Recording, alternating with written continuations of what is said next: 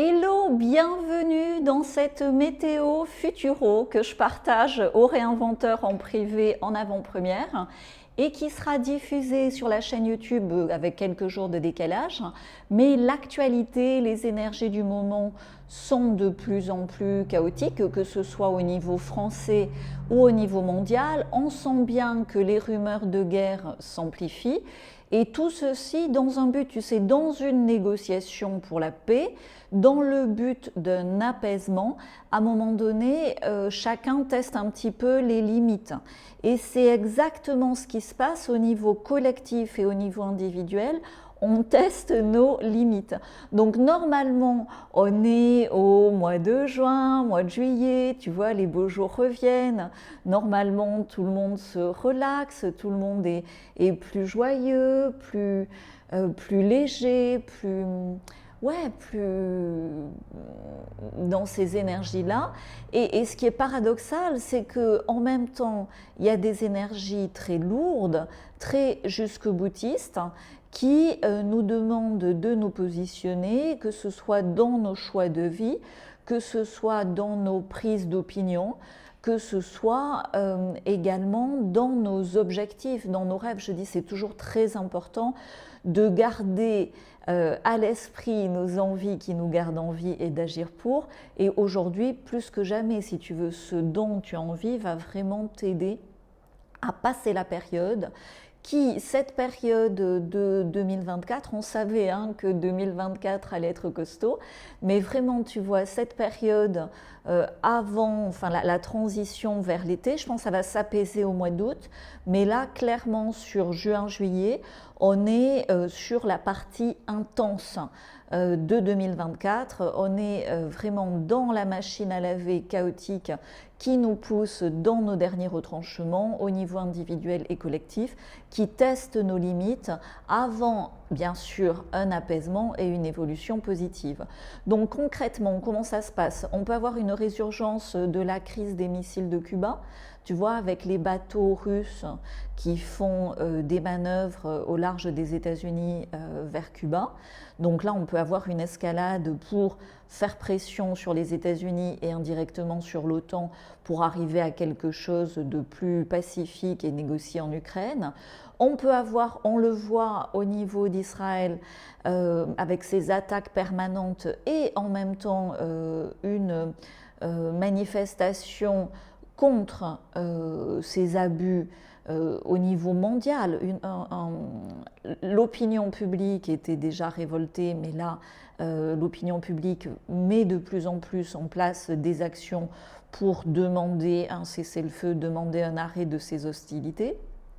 Et on sent bien que de l'autre côté, dans de fausses solutions humanitaires, parce qu'on le voit, alors je ne savais pas que j'allais dire ça ici, je fais quand même attention, mais sous prétexte d'humanitaire, tu as des soldats israéliens qui font des choses abominables. Donc c'est pour ça que j'appelle ça aussi une fausse paix négociée. Ils vont à un moment donné déplacer les populations pour mieux les réduire. Mais tout ceci, avant de se faire, est une escalade. Donc normalement, j'annonce que des bonnes nouvelles. Donc là, je veux quand même rester fidèle à moi-même et t'annoncer la bonne nouvelle de la victoire finale.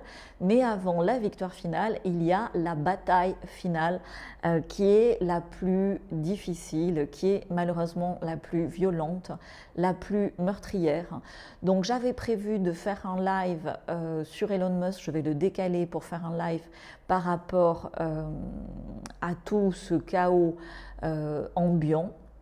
Donc oui, en France, la France est quand même un épicentre spirituel mondial. Donc oui, la France est attaquée. Donc j'avais dit par rapport au JO que la France est en danger. Mais là maintenant, par rapport à la dissolution de l'Assemblée, par rapport aux résultats des élections européennes, la France est plus que jamais en danger, avec Macron en pompier pyromane qui va créer le chaos, tu sais, dans le fameux diviser pour mieux régner, en essayant de tout simplement dresser les Français les uns contre les autres à coups de violences urbaines, de manifestations. On sent bien que ça peut péter dans les cités, on sent bien que les Français qui travaillent sont à bout de nerfs et qu'il suffit de quelques faits divers supplémentaires qui montrent l'insécurité actuelle en France pour que ça dérape. Tout ça à l'horizon des JO dans un blocage national. On imagine bien que ce chaos peut tout à fait justifier de contrôle comme on l'a vu en Nouvelle-Calédonie, d'état d'urgence, etc. Donc je vais en parler en live, ça serait too much pour cette météo futuro, mais clairement dans la météo futuro, si tu veux, j'annonce l'évolution des énergies, je donne des perspectives des grands événements à l'avance. Donc les grands événements à l'avance, c'est rumeurs de guerre, chaos provoqué de pseudo-guerre civile pour pousser à toujours plus de contrôle, mais qui finalement vont faire que on va être poussé dans nos retranchements à être beaucoup plus pacifique, à montrer toute notre évolution spirituelle, à l'acter dans la matière par justement beaucoup de sang-froid.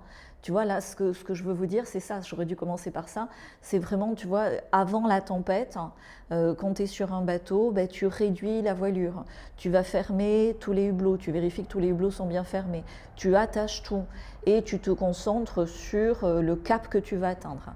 Voilà, c'est exactement ce qu'il nous est demandé en ce moment, de bien nous fixer à l'horizon sur nos objectifs à moyen long terme, d'agir dans ce sens à court terme avec un max de dialogue apaisant.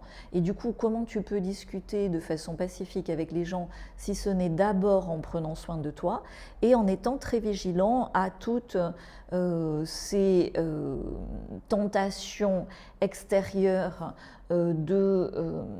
qui mettent de l'huile sur le feu, tu vois, de colère excessive, de division excessive, de prise à partie excessive, tu vois, ça va vraiment être en France, est-ce que tu es pour ou est-ce que tu es contre les musulmans? Évidemment, c'est un piège. Est-ce que tu es pour, est-ce que tu es contre l'extrême droite? Évidemment, c'est un piège. Est-ce que tu es pour, est-ce que tu es contre la démocratie? Effectivement, c'est un piège. La seule chose qui était intéressante, c'est est-ce que tu es pour, est-ce que tu es contre les fléchettes? Là, oui, c'était fondateur. Le reste, c'est de la manipulation. Donc, on doit vraiment aujourd'hui prendre garde à ces manipulations de masse, continuer à réinformer, à débunker et être aussi...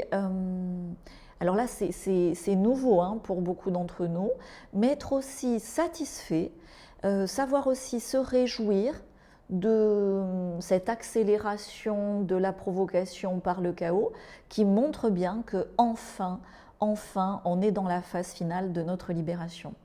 Je vais conclure là-dessus et puis évidemment on va le détailler. Je vais prendre un peu de repos autour de mon anniversaire, mais après je vais monter en puissance jusqu'à fin juillet pour accompagner ma communauté parce que ça va vraiment être la bascule vers la victoire finale.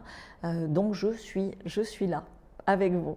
Merci d'être ici, merci pour vos abonnements, merci pour vos gentils commentaires, vos yes, yes, yes, love, love, love. Dans la période, ça fait un moment que j'y pense, aux 3 yes qui veulent dire action, action, love, love, love, dans l'amour, dans l'amour, dans l'amour. Je rajoute le go, go, go. C'est vraiment allez-y parce qu'on a tendance à se dire non, là c'est too much, là je lâche prise, il y en a marre, là j'en peux plus. Donc rajoute le go, go, go. On est là pour gagner, on a déjà gagné dans les énergies. Maintenant, si on est incarné, si on est vivant, c'est qu'on doit le mettre dans la matière. Merci.